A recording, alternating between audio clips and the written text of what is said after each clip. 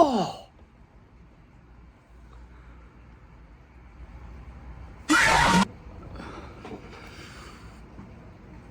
So, it's Halloween month.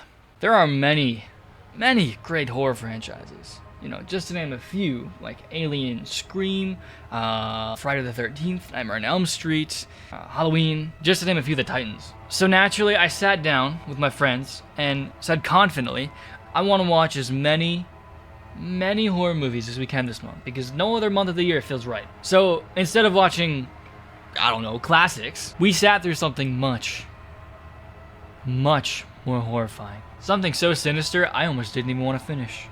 Something so dastardly and corrupt that I had to keep the lights on while we decided to watch the VHS franchise. You know, there was some fun to be had, I guess.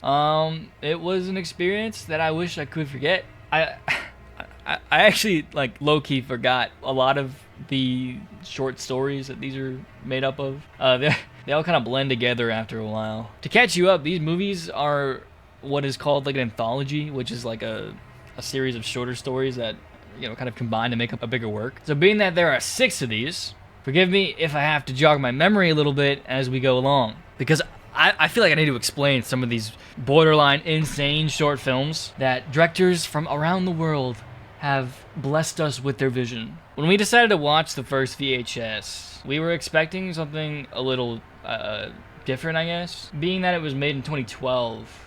I think 2012. For whatever reason, we went into it expecting a lot of the tropes you see in like more modern analog horror videos, which I think the newer ones, the newer VHS movies actually exceed that in terms of like the genre and in terms of how it gets across the horror and intertwined with the story. At the beginning of each of these, they start off with this really long and confusing, abrupt, like, videotapes. Emphasis on confusing, which I guess is kind of the point. You know, you want to keep people engaged. It's an opener. But these come back later, like, throughout the film. And at the very end, it ends with the one it started with. But since it becomes like a running story throughout and is kind of plopped in between other stories, it gets so confusing to keep up with. Like, I can't. Stop it.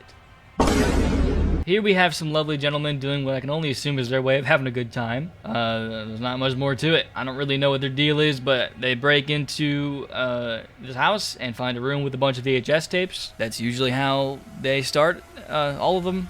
This group will enter a haunted house, and they find a room with a bunch of monitors, and one's on. And we pretty much watch the movie as if it's what they're watching. So at least there's some consistency. That's about all I'll give it. After that, we cut to like Bizarro Rhett and Link, joined by the giddiest guy to ever wear a blue t-shirt. They've installed the spy cam in their glasses. I guess they want to film like an adult video or something. So they go to this bar to prey on women while intoxicated, which is the usual fare for like a early 30-year-old, you know.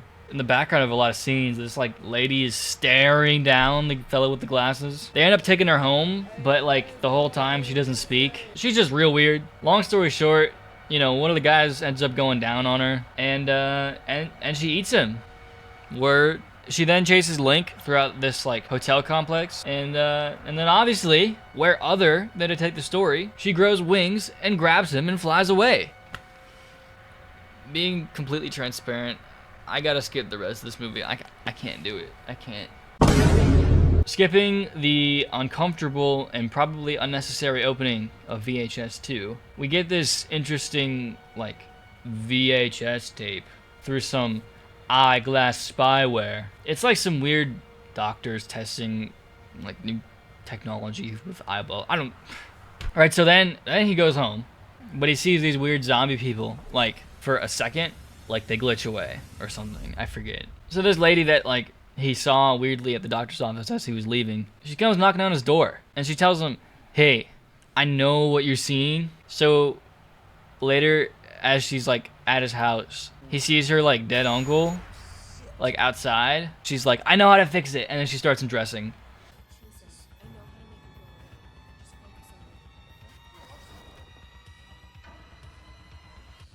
I'm watching a movie, Mom. And then they get intimate, and it fixes things. What do you know? Basically, she dies, but I thought this one was extra dumb, just because it's neither a VHS tape, nor is it, like, vintage. So, I mean, not that they have to be, but it's like VHS. That's the whole era. This next one I actually would kind of like really like if it didn't go on for as long as it did. It's this fella riding his bike through the woods, and then these like zombie people come up, they bite him. But like through his GoPro on his helmet, we see him like stumble through the woods and like the actual process of becoming a zombie. It's pretty cool. Like it takes a while for him to go from like human to whatever a zombie is, an undead human. And then he bites other people, and then it turns into like a shootout with guns and tanks. Not actually, but that'd be cooler, probably cooler. Next, the tape following was so long. It was this documentary crew looking to get some insight in this weird cult, I think. Long story short, they follow them inside to get like an interview with the main guy, and something happens. I don't really remember. I don't know what, but they want to kill this doc crew, I think. The head guy gets all crazy. He like jumps on the table. Oh, right. Okay.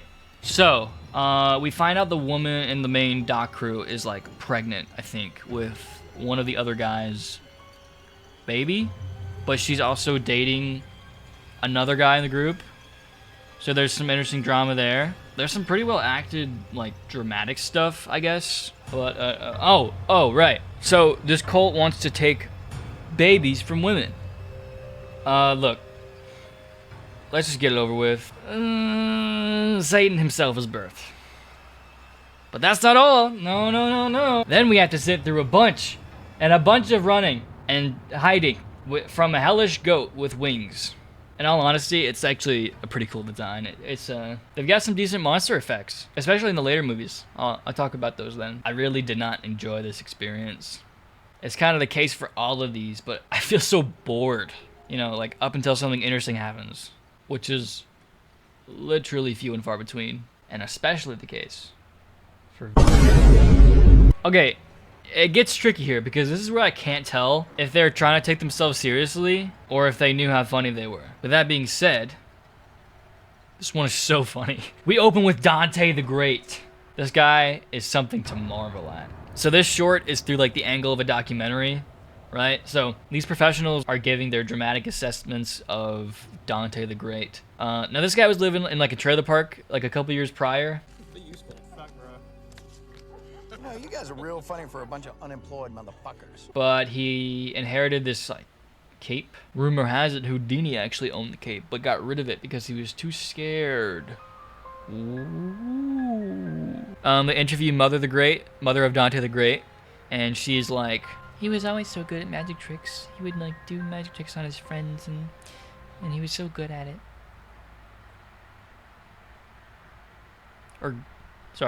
He was great at it. So this guy, Dante, right? He starts like being able to do actual magic. So this is like a real cape.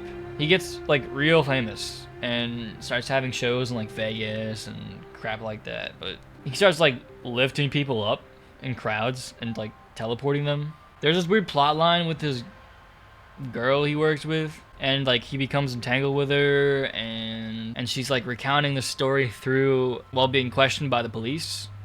So as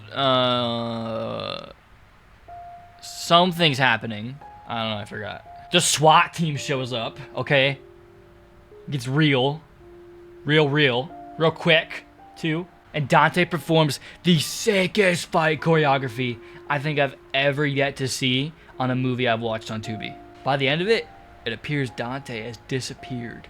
Nobody knows where he is.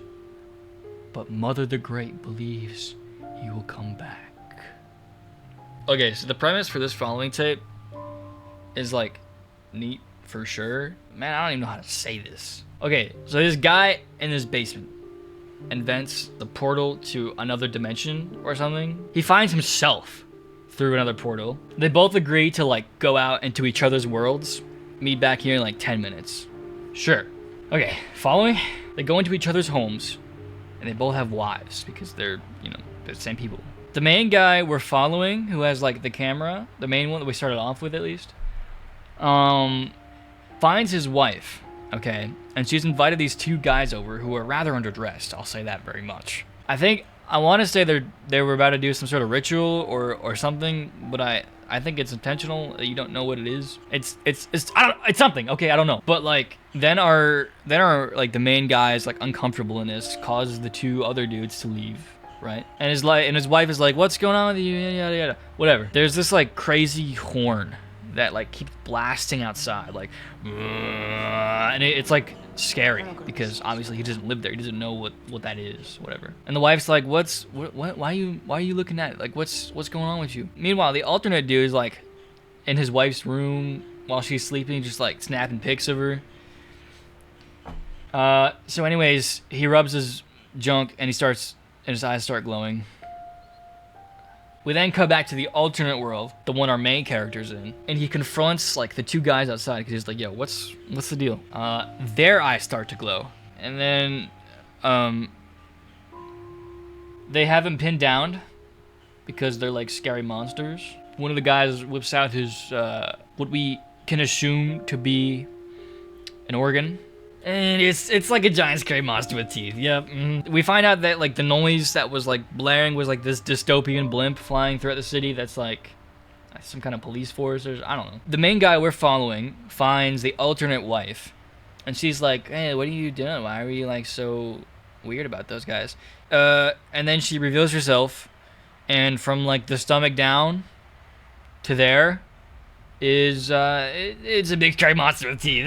I love this world of reproduction organs that are teeth and scary.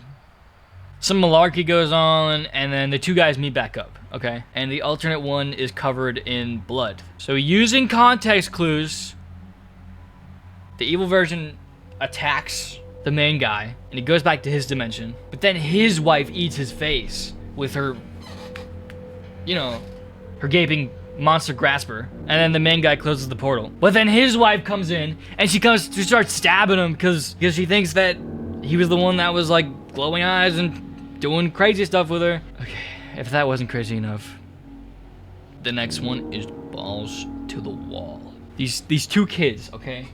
They hire this chump to film their skating stunts, I think, or something like that. They end up driving to Tijuana to get some shots at this like a sick ditch or something because they're skaters. So they're dicking around, and then one of them like falls and scrapes his arm on the concrete on like an incline, and the blood that like comes off it like sizzles. It's like, oh, it's probably just hot because it's a hot day.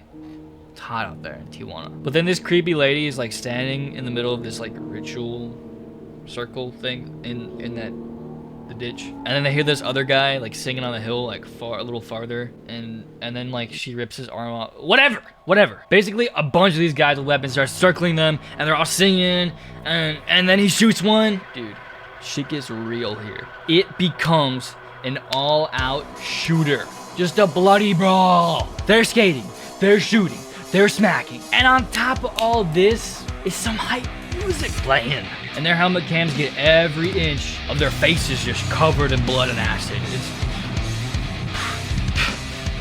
Suffice it to say, this is my least favorite one, but I think that last one makes up for it.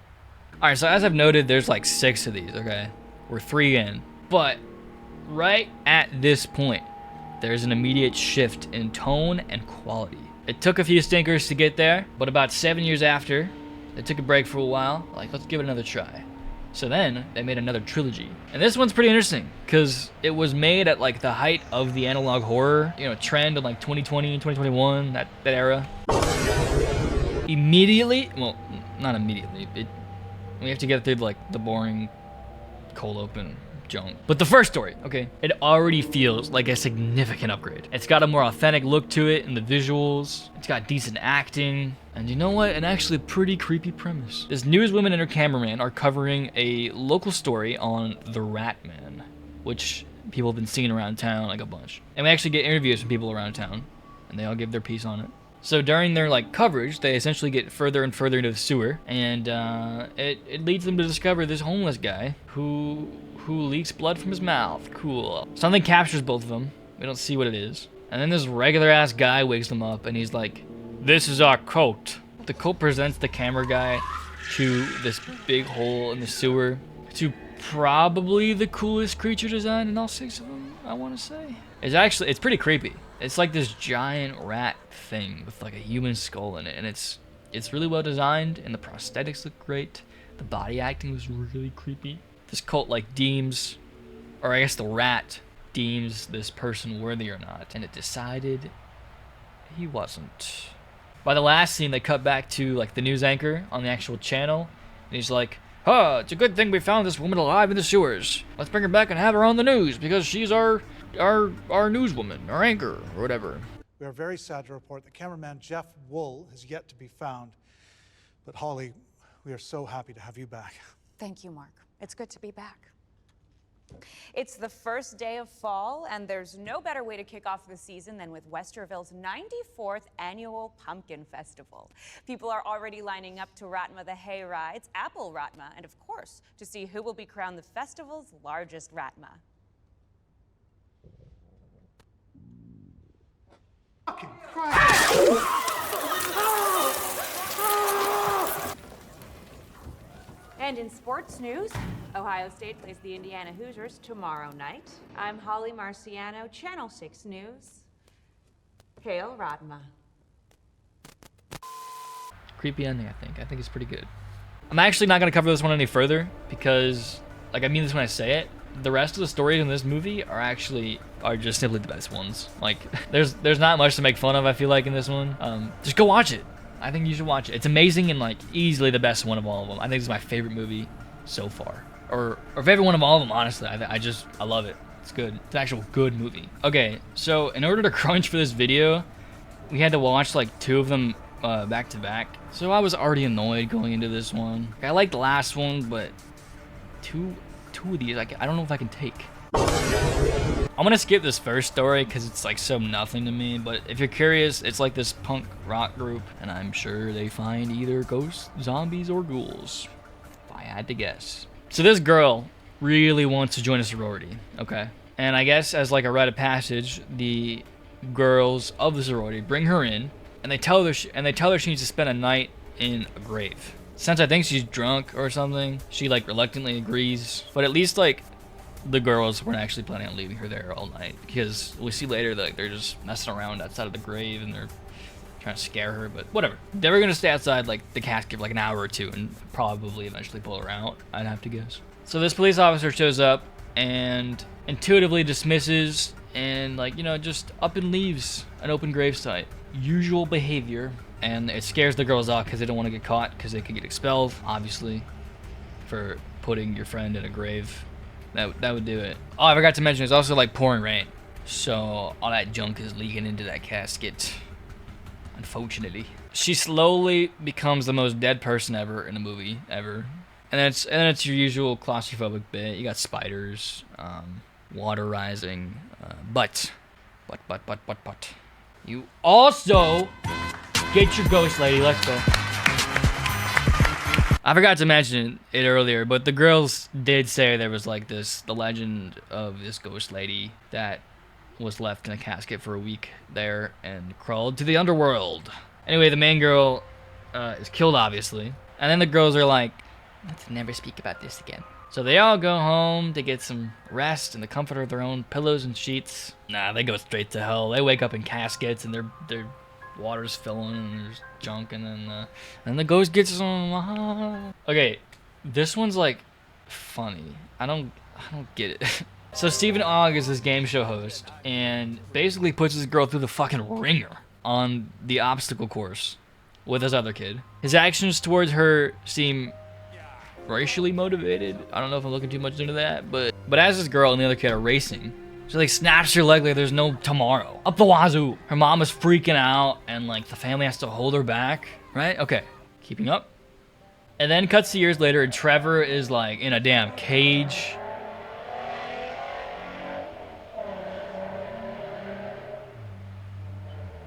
He's practically naked in their basement. And the girl from before is looking real ghoulish in a wheelchair. And after some uncomfortable, authentic acting, Take this shirt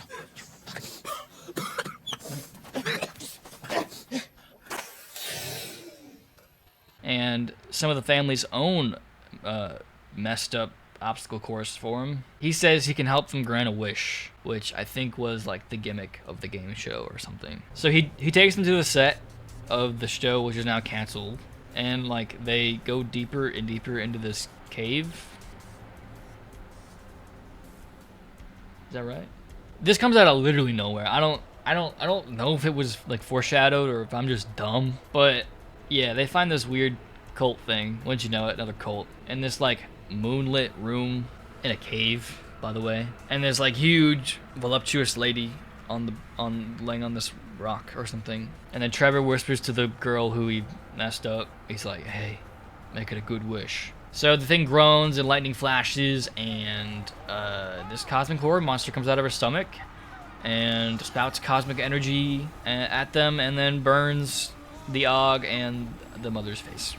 I will say, as random as that is, and like some of the other ones, I do appreciate how they neither build up these things, these strange horror things, or B, explain them after. It's almost like real life in a sense, where like things just sort of happen, and like, oh yeah, of course, I mean, there would be an interdimensional cosmic horror monster in the basement of this old game show set. Skipping ahead a little bit, these guys literally go to hell.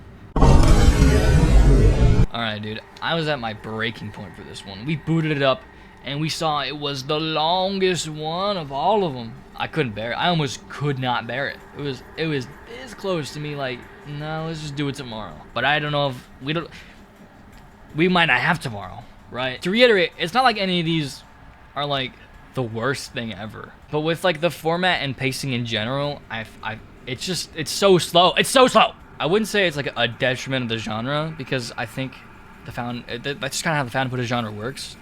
And some movies use it to their advantage, and it's very well paced. It's just kind of how it works with like the real time feeling of it, like it's happening in front of you, I guess. Which, sure. So that's why we watched it at 1.5x speed. Okay, by far, this one has the coolest like in between story. It's kind of hard to describe what I mean by that if you haven't seen them, or maybe it's not. But what I mean by that is that there's always a story that the movie opens with that like all the anthology movies are in between, if that makes sense. So this one opens with like a TV screen, and it's flipping through a bunch of stations, and then there's like this narrator of what sounds and feels like a documentary again, and this like child figure looking at the TV with like an 80s workout TV video on. Great startup. Intriguing. Creepy. I want to find out more. That's all you need for an opening. Honestly, this video's been going on for so long, and I don't want to be too occupied this week because of the FNAF movie. And I've been going crazy on Spider-Man 2. Fuck, I love that game, dude. It's so good. So good. I didn't know there were bears in these woods. Okay, before we get down to business, there's something I have to tell you. I'm fresh out of honey. So I'll just say that I think this one's also worth a watch, and I don't want to spoil it too much. It's not as good as 99, which is the movie 2 movies ago, but it is better than the last one, I'd say. It's kind of boring, which is maybe worse than being bad, but the main story in between them all is really where I would always get excited when it cut back to, I guess. Basically, they found this alien, I think, and they've got it in a room just like absorbing information from the human world, like the TV stuff, and like it's living in like a proper like townhome living room, essentially, that they fabricated for this creature. They try communicating with it. We find out that like it like shapeshifts, and it becomes at one point one of the co-workers of like this underground laboratory, which is pretty creepy. I don't know how they did it, but it looks so cool. Like it's got this cool skin on it, and the way it like looks like something, but it really doesn't, is so creepy, and I love it, honestly. It eventually like takes the shape of stuff it sees on TV, which is, it's so cool, man. I won't spoil the ending, but it does kind of become a little derivative, and like it derails, unfortunately. But like the last shot is so cool. So I encourage you to watch it. These movies, they got charm. Even when they're bad, there's always something to make fun of. I would say they're worth watching if you're insane like myself and truly need to soak up your finite time during a week. But I won't lie to you and say that I didn't have a good time. So go watch some of these dumb movies during this month that's over, pretty much. I hear they're making another one, and it's gonna be more like sci-fi oriented, which is pretty cool. Pretty cool. All right, I'm gonna get back to playing the best game ever.